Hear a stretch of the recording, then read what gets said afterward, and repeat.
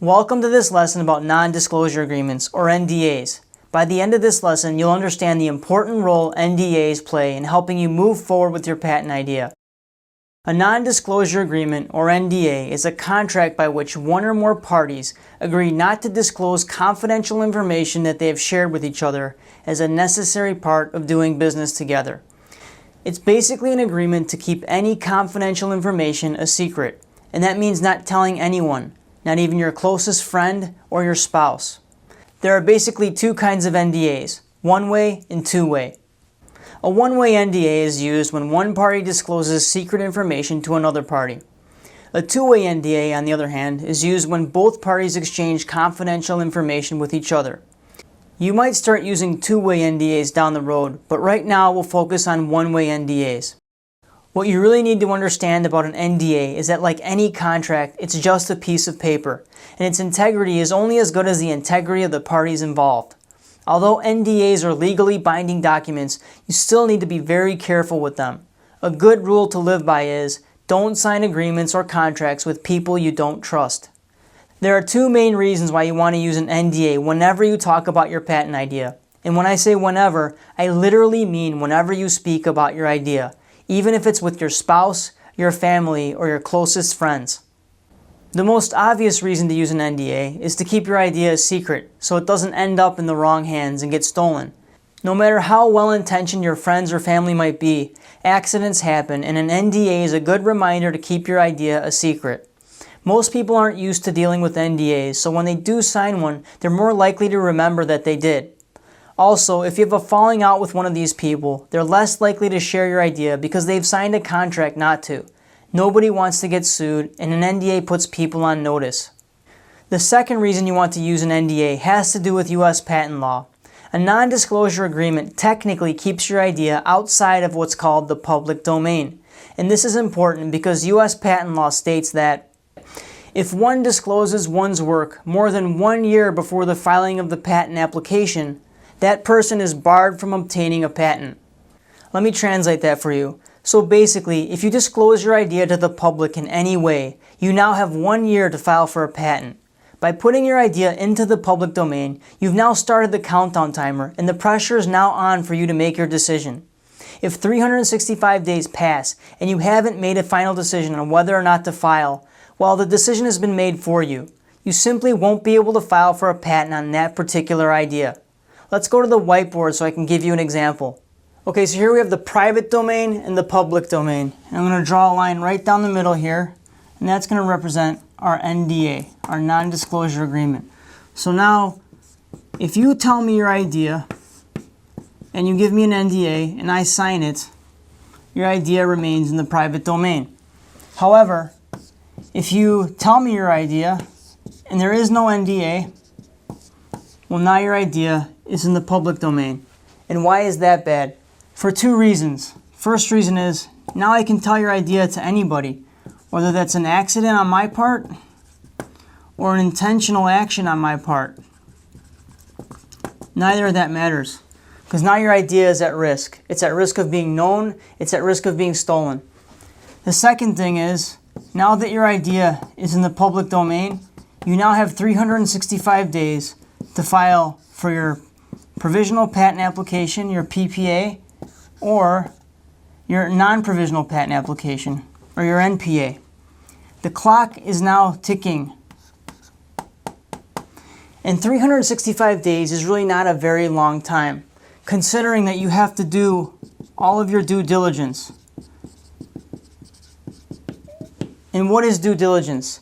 Due diligence is the discovery period which you have to find all the information and data necessary to figure out if you want to move forward with your patent applications. So what happens during due diligence? Research, development,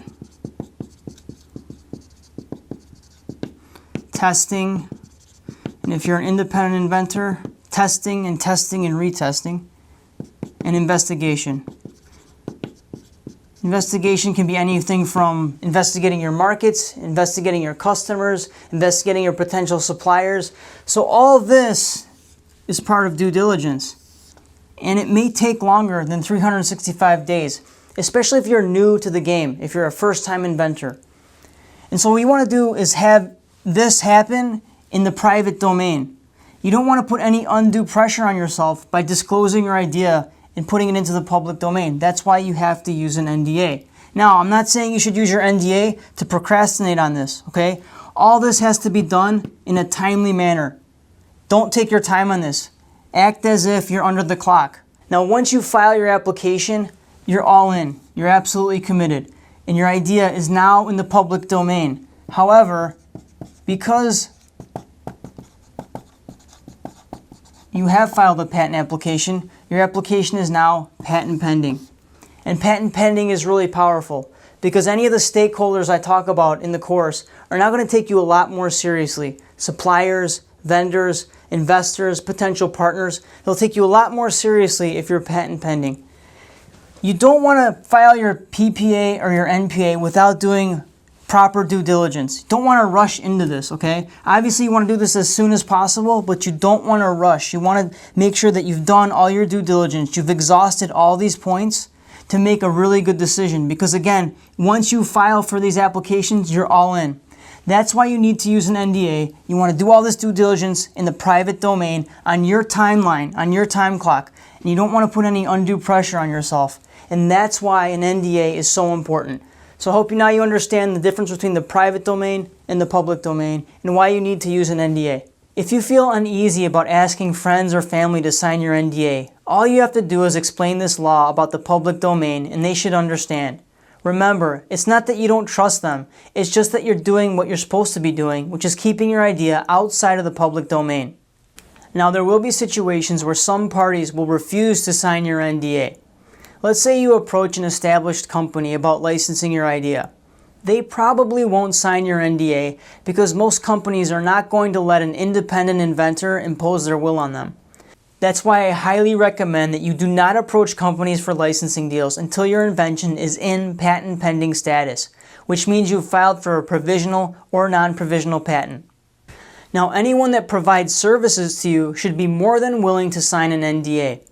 If vendors like product designers, manufacturers, prototype makers, suppliers, or attorneys are not willing to sign your NDA, I suggest that you do not work with them.